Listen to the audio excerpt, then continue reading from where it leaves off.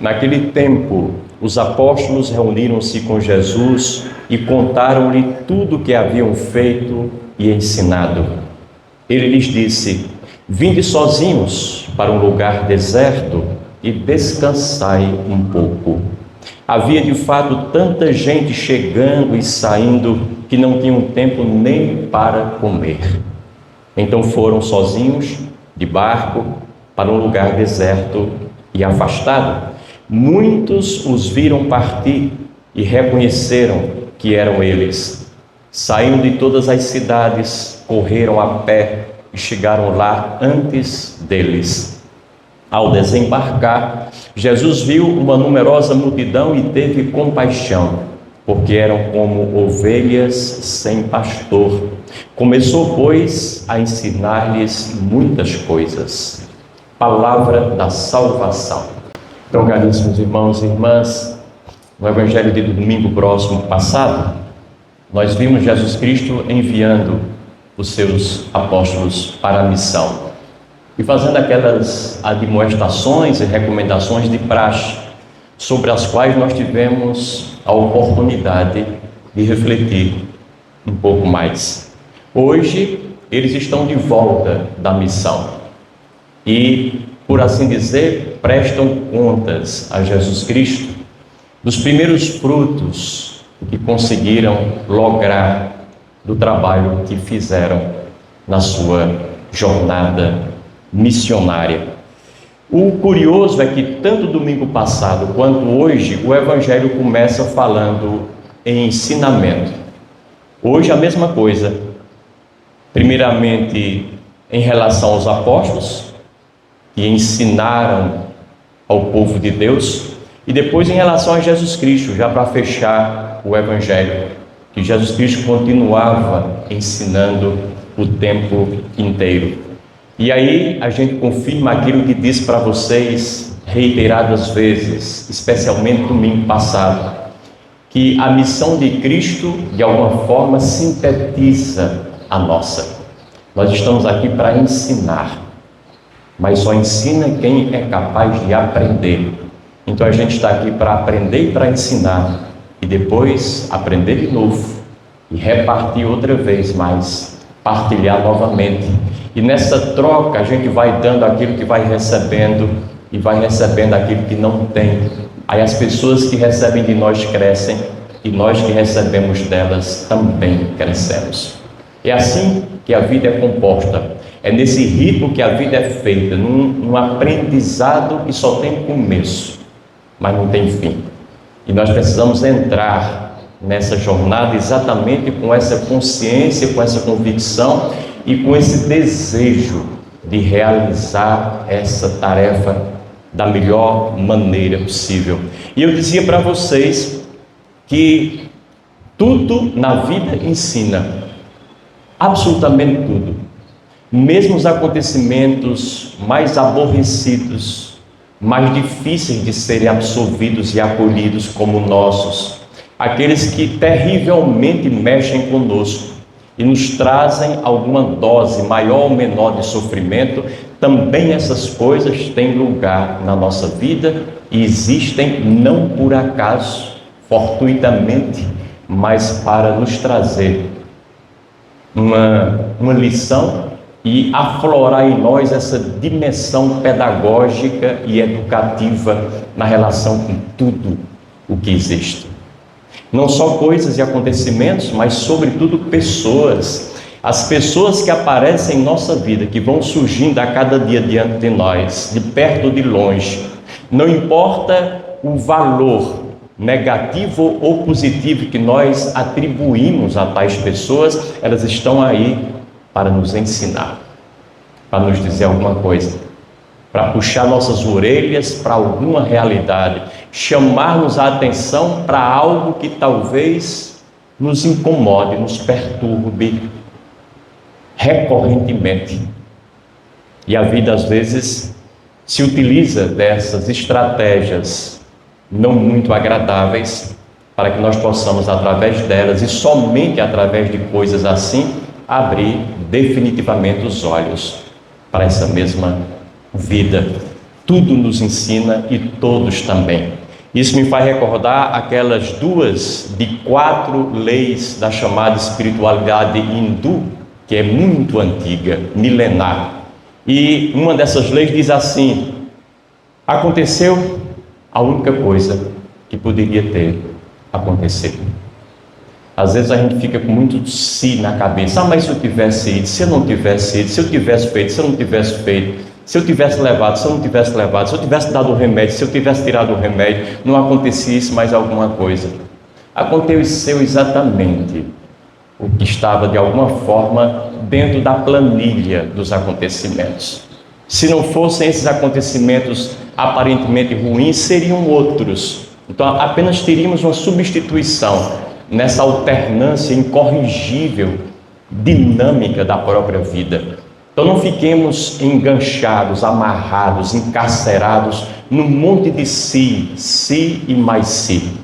Eliminemos de uma vez por todas a ditadura do si e acolhamos as coisas como de fato elas são. E possamos, ao invés de perguntar por que é que isso aconteceu comigo, com meu pai, com minha mãe, com meu irmão querido, meu neto tão novinho, a pergunta correta, que nos vai dar uma resposta também proporcionalmente correta, é: o que é que esse acontecimento pode me trazer que eu ainda não tenho comigo? E vai ter que trazer, porque nada existe por acaso, em vão, em brancas nuvens. Quando a gente muda a pergunta, naturalmente se abre para uma resposta diferente, compatível com o nível da pergunta que nós fizemos. E é por isso que eu dizia também domingo passado que a gente precisa melhorar a qualidade das perguntas da gente diante da vida. Porque às vezes nossas perguntas são tão rasteiras e nós vivemos uma vida rasteira de acordo com as respostas que vamos dando às perguntas que vamos fazendo. Melhoremos a qualidade. Exijamos uma qualidade superior das nossas indagações para que a qualidade da nossa vida também caminhe nessa mesma direção. Isso é um elemento fundamental. Uma outra lei da chamada espiritualidade dos hindus, para ficarmos só com essas 2, diz: a pessoa que vem é sempre a pessoa certa. E alguém pode dizer: mas aquele lá veio para me atanasar? Não pode ser a pessoa certa. Tudo que eu queria na vida era não me encontrar com aquele lá na frente, com aquela lá que me trabalhou, aquela que me perseguiu, aquele outro que falou mal de mim, aquela que me traiu, aquele que só faz tudo para me derrubar. Também essas pessoas não foram colocadas à toa pela vida diante de nós.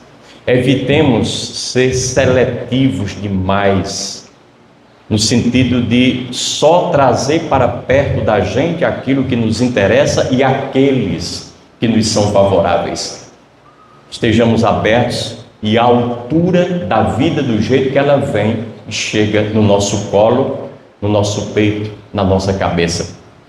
Acolhamos todas as pessoas que ela vai colocando diante de nós e mais uma vez perguntemos o que é que essa bendita pessoa tem para me dizer que eu ainda não aprendi com nenhum relacionamento anterior até aqui. Mais uma vez a pergunta certa, vamos obter através dela também a resposta certa. Todas as pessoas nos ajudam nesse sentido e nós não temos o controle absolutamente de nada na nossa vida, absolutamente. Quem de nós pode estar livre de um acidente? Quem de nós está livre de um raio? E hoje, mais do que nunca, a gente dizia antigamente com um certo teor de certeza de que um raio não cai no mesmo lugar 2 vezes. Às vezes cai até 4. Os raios estão caindo aí à torta e à direita, matando pessoas, ferindo outras, dilacerando ambientes, espaços, cada vez mais. Então as certezas absolutas vão sendo minadas e a gente vai percebendo que a gente tem que se equilibrar no mundo das incertezas, cada vez mais. Não é o paradigma da certeza, da segurança, da exatidão que nos ajuda. É o paradigma da dúvida, da indagação, da interrogação. das coisas que vão se mexendo, se movendo e todos os dias se apresentando para nós com a face ou uma faceta diferenciada. Estar à altura do diferente que a vida nos apresenta é um grande desafio e um ótimo desafio para se viver essa empreitada que é a nossa existência. Nessa linha de entendimentos, nós sempre precisamos mudar as perguntas, mais uma vez, para obtermos as respostas necessárias. Com certeza, eu acho que essa postura, quando a gente admite e vivencia, nos ajuda a viver menos aborrecidos, menos chateados, menos incomodados e mais satisfeitos com a vida. É uma postura de humildade, mas é a única postura que nos ajuda a viver bem, porque a de arrogância e de um suposto domínio sobre tudo e sobre todos não tem pernas fortes para caminhar por muito tempo e não vai mais além do que alguns metros.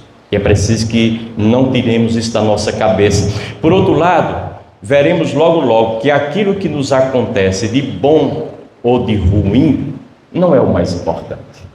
Todo dia acontece coisa boa e coisa não tão boa para todos nós. Se a gente ficar agarrado a essas coisinhas, não vai para frente. O que é importante é o que nós fazemos com aquilo que nos acontece. É a resposta que nós damos diante de tudo. É a nossa reação. O que é que fazemos com aquilo que a vida faz de nós a cada instante? Mais uma vez, é a maneira de interpretar. É o nosso olhar. Se ele muda, tudo absolutamente muda. Aliás, conversão não é outra coisa senão mudança de olhar, mudança de interpretação, mudança de acolhimento. Deixe de acolher as coisas de um jeito e passe a acolhê-las de outro, favorável a você, que tudo caminha bem, tudo se constrói da melhor maneira possível.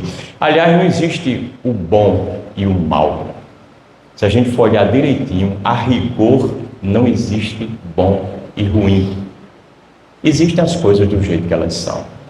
Existem as pessoas do jeito que elas são. Nos custa às vezes acolhê-las tais e quais? Custa-nos.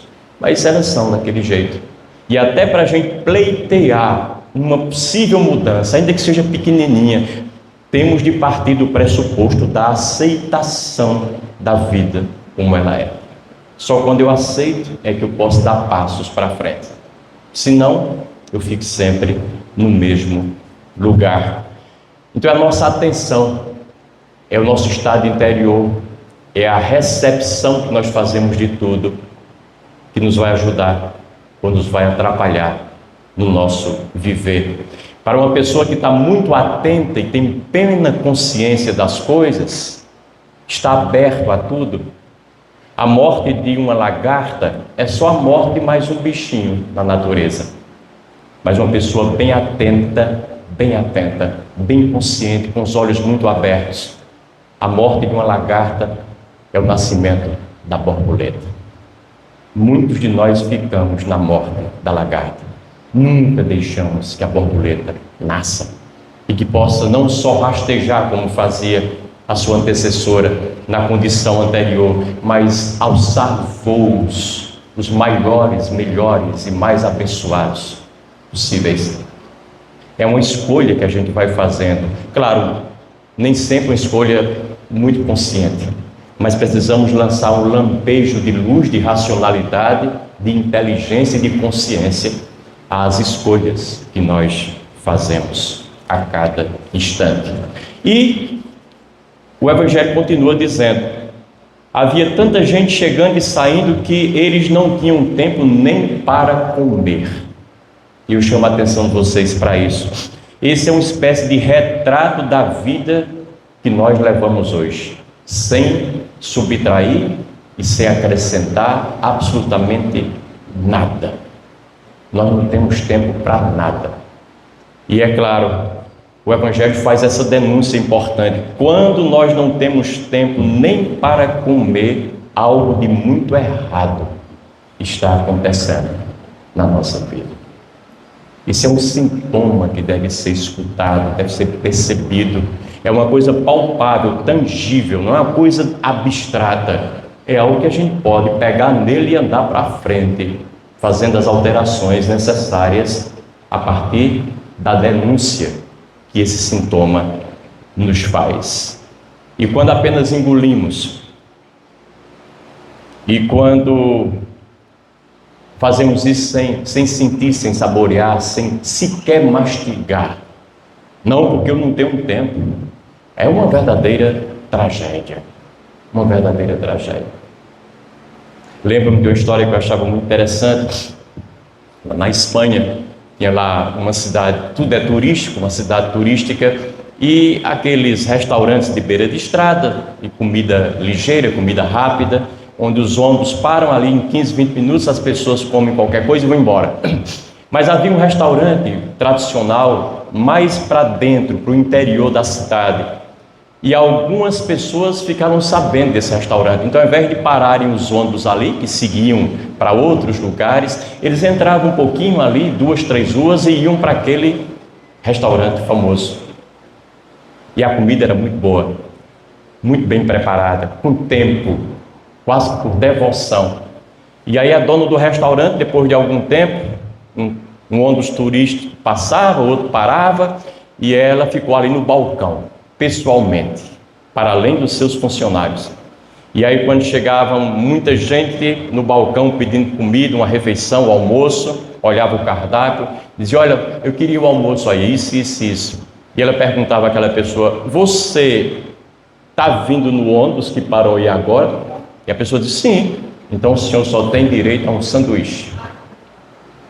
Eu não vou passar a manhã inteira cozinhando, temperando, escolhendo ingredientes para alguém comer em 10 minutos, porque não tem tempo de saborear a minha comida. A comida é para quem tem tempo de sentar-se e comer como se deve. É uma coisa maravilhosa isso. É uma lição enorme para a nossa vida.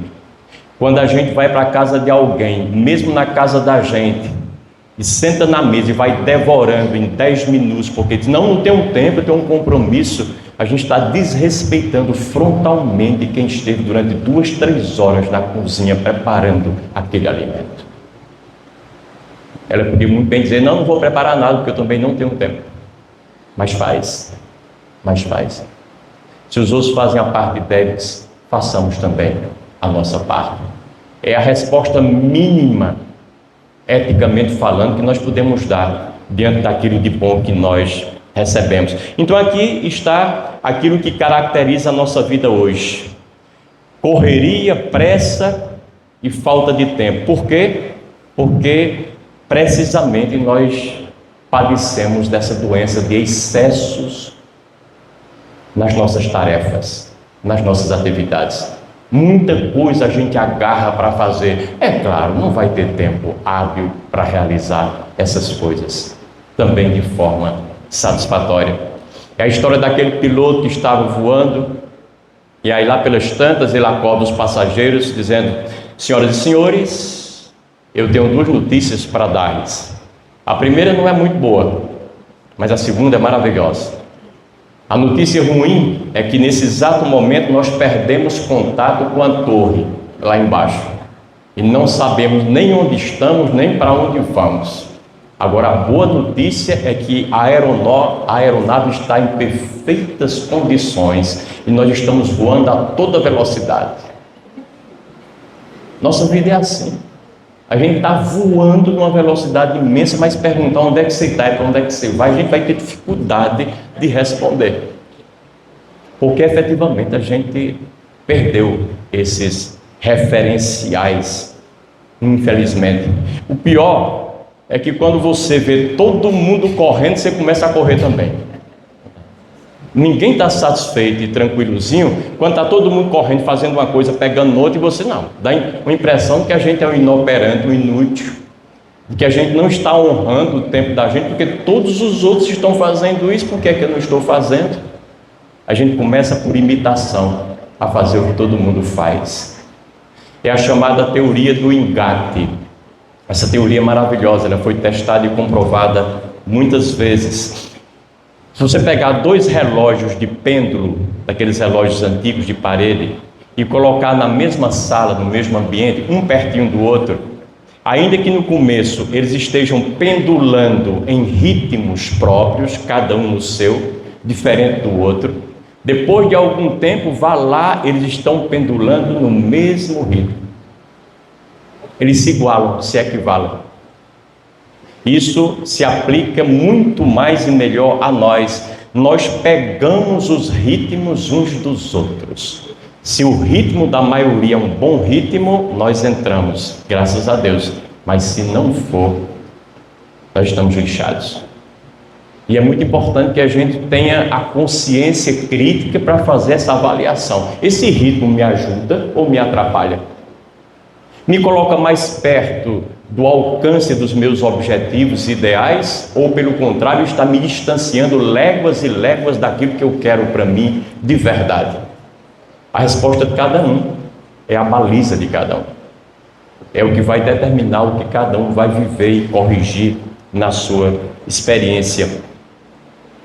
Com isso, nós forçamos até as crianças, nossos filhos, netos, bisnetos, a correr também. Já viram isso? Nós dedicamos 20 ou mais anos de vida para ensinar os outros a correr, desde pequenininhos. O menino não aprende outra coisa a não ser correr. Olha a agenda de uma criança hoje. Olha a agenda. Tem a hora da aula, normalmente, e agora muitas escolas têm um horário integral, fica lá o dia todinho, com tarefas hora a hora. Quando não, aí depois tem o balé, tem o inglês, tem o reforço, tem a natação, o judô, o piano, o voleibol. É uma agenda mais cheia do que a agenda dos adultos, mas não de uma criança. É de uma responsabilidade sem igual. A criança não tem mais tempo de ser criança, porque ela se torna adulto desde cedo. E o pai e a mãe orgulhosamente batem no peito e dizem: vai ser um bom homem, isso vai ser alguém na vida, depois vai me agradecer. É possível que até com 22, 23 anos, aquela criança esteja muito bem formada, com um bom diploma em suas mãos, mas com a cabeça e o coração totalmente em frangalhos. Não foi capaz de viver o seu tempo. Deu um salto lá para frente e viveu a vida e a agenda cheia de correria e estresse dos adultos, que impingem sobre elas o seu próprio ritmo. E o mais trágico de tudo é que quando não precisamos mais correr, olha só isso, quando a gente não precisa mais correr para nada, um feriado, um dia santo, umas fériasinhas como agora no meio do ano, ou então na aposentadoria, a gente diz: ah, lá eu vou parar. E quem foi que disse que você consegue parar? Passou 60 anos correndo, não vai parar. E se parar, se prepare, porque todo mundo que vem atrás vai bater em você. A gente não consegue. Nós estamos atrapalhando a nossa vida, atrapalhando a vida dos outros, e porque os outros nos atrapalham, nós nos atrapalhamos e atrapalhamos de novo. É um ciclo vicioso sem fim.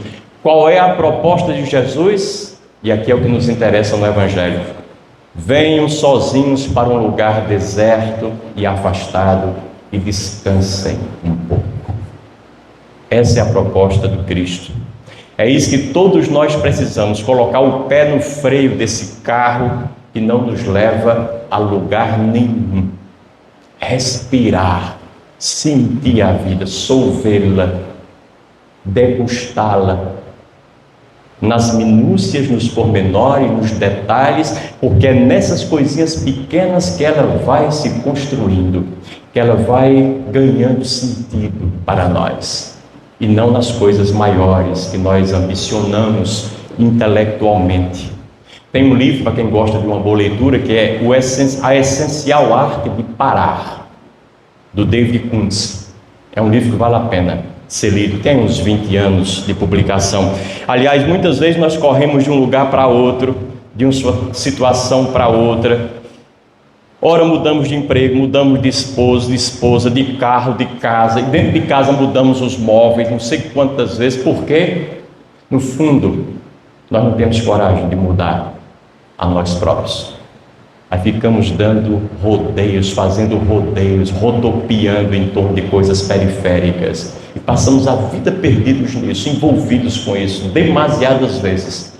Porque não temos coragem de meter a mão e o dedo na ferida que somos nós mesmos. Se a gente mudar e chegar dentro da gente, aí tudo vai se apaziguar. É aquilo que dizia Jiménez, um poeta espanhol que foi prêmio Nobel de Literatura em meados do século passado: não corras, não tenhas pressa, afinal, aonde tens de ir é somente a ti. É somente a ti. A gente não tem que ter pressa para nada, nem mesmo para encontrar e para buscar a Deus, nem mesmo para buscar Deus a gente tem que ter pressa. Não há necessidade de correr para encontrá-lo. Não é aquele que busca apressado que encontra Deus, mas aquele que se sente à vontade na casa de Deus, que é o mundo, no universo, descontraído com a existência, numa atitude de aceitação total, plena e harmônica com a vida. É esse que encontra Deus. Deus não exige que façamos nada, que mudemos nada, apenas que façamos com mais diligência, com mais atenção, com mais vagar, para saborear melhor todas as coisas que nós fazemos. O Padre Zezinho intuiu isso e fez uma canção que todos nós conhecemos desde há muitos anos. Quando Jesus passar, eu quero estar no meu lugar. Eu sempre me intriguei com isso. Alguém poderia dizer: não, quando Jesus passar, eu quero estar no lugar por onde ele vai passar. Onde é que ele vai passar, pelo amor de Deus? É naquela igreja, naquele santuário, é lá que está acontecendo o milagre? Então eu vou arrumar uma peregrinação para ir até lá. É lá naquele horto, é lá naquela estátua da Medida Benigna, eu vou lá para ver Jesus e que ele me veja também. Não, eu quero estar no meu lugar, porque o lugar de Deus é o meu lugar, é onde eu estou, aqui e agora, nem mais nem menos. Quando eu entrar no meu carro para ir para casa, o lugar de Deus é o carro onde eu estou, nem fora e nem dentro.